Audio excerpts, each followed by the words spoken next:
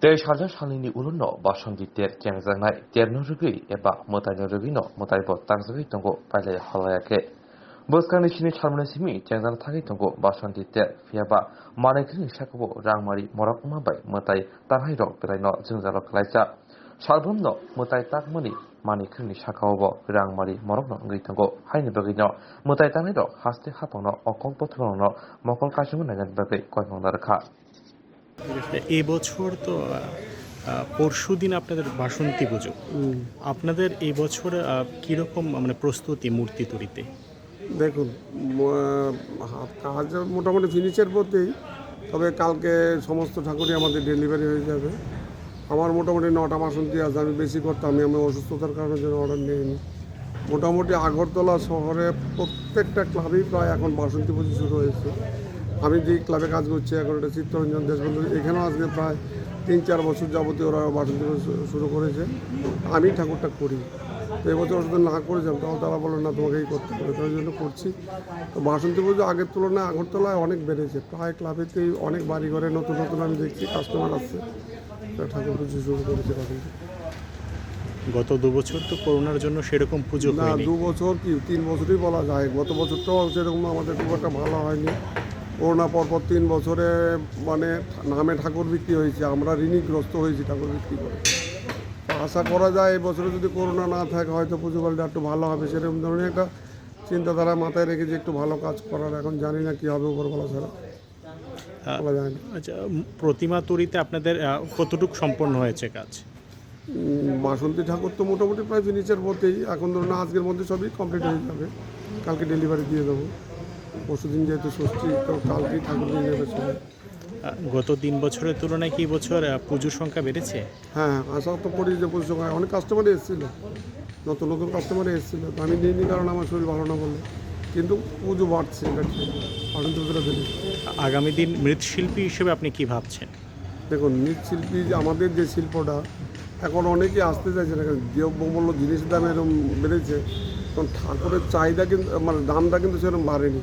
তবুও আমরাও বেঁচে থাকার জন্য আর আমি তো বিশেষ করে একদম খুব খারাপ কাজ দিতে পারবো না মানুষকে বলে এর মধ্যে থেকেও কাজ করে যেতে হচ্ছে আর কি প্রফিটের সংখ্যাটা খুবই কম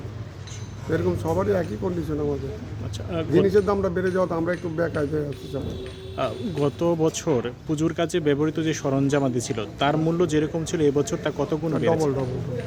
কেন বলছি যে আমরা পেরে কিনেছিলাম আগে 62 টাকা কিলো তারপরে ধরুন না এই কিছুদিন আগে পেরেক কিনেছি 85 টাকা কিলো এখন পেরেক 150 টাকা কিলো 150 টাকা ওইরকম আর সব জিনিস দাম বাড়া যেরকম আগে একটা ঠাকুর বা খড় প্রথম থেকে যদি বলি আগে 150 টাকার খড়ে একটা ঠাকুর বাঁধা হয়ে গেছিলো তার মধ্যে এখন দেখা গেছে একটা ঠাকুর বাঁধতে গেলে 5-6 হাজার টাকার খড় লাগতো এই বছরে একটা ঠাকুর বাঁধতে গেলে 12,000 টাকার খড় লাগতো মানে বৃষ্টিতে খড়টা কাল মধ্যে পরশুদিন কি আমাদের ডেলিভারি এবং কাস্টমার বাড়ি নিতে আসবে আমরা তো ধরুন একটা কালীগড় কলকাতা থেকে এসেছি মালিক বলে এসছেন আমরা এখানে কর্মচারী মানে মালিক কারিগরে হিসেবে এসেছি যে মাটির প্রতিমা বানাতে মাটির প্রতিমা বানাবার সিজন হয়ে গেলে তারপরে আমরা কমপ্লিট হয়ে গেলে আসলে নিয়ে চলে যাবো কত বছর ধরে আপনি এই প্রতিমা তৈরির কাজে কত বছর ধরে মিনিমাম বছর 15 ধরে আচ্ছা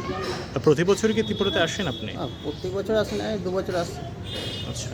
এই বছর আমরা জানি গত 2 বছর করোনার জন্য সেরকমভাবে পুজো পালে হয়নি করোনার জন্য খুব কাজকর্ম খুব কম হয়ে গেছিলো খুব অসুবিধা হয়ে গেছিলো মানুষের কাজকর্ম বন্ধ হয়ে গেছিলো কমও হয়ে গেছিলো দেখা যায় যেখানে প্রতি বছরে 12 মাস যেমন কাজ থাকে সেখানে 3 মাস হয়ে গেছিলো 4 মাস হয়ে গেছিলো এরকম এবছর কীরকম এবছর এরকম একটু লকডাউনের থেকে একটু ভালো আছে আচ্ছা কত করে বেচছেন প্রতিমা মুক্তি কত করে বেচছেন বিক্রি করছেন কত এটা আমি ঠিক বলতে পারবো না এটা মানে প্রথম চক্রবর্তী জান এবছর কতটা অর্ডার পেয়েছেন আপনারা ওটা মোটামুটি এই বছর ধরেন এখন তো অর্ডার বলতে এটা তো অক্সিজেন এটা বাসন্তী এই 10-12টা হয়েছে আচ্ছা আর আপনাদের প্রস্তুতি কীরকম এখন তৈরি হয়ে গেছে সবগুলি মূর্তি সেটা আমি কিন্তু বলতে পারছি না ওটা কি একদম চক্রবর্তী বেশি জানা কারণ এইসব ব্যাপারটা আমরা ঠিক অত বলতেও পারবো না মানে এখানে তো নতুন কীভাবে কী হয় না হয় সেটা আমরা ঠিক পরিচালনা করতে পারবো না কিন্তু হ্যাঁ আগের থেকে অর্ডার এখনও পর্যন্ত কম আছে থ্যাংক ইউ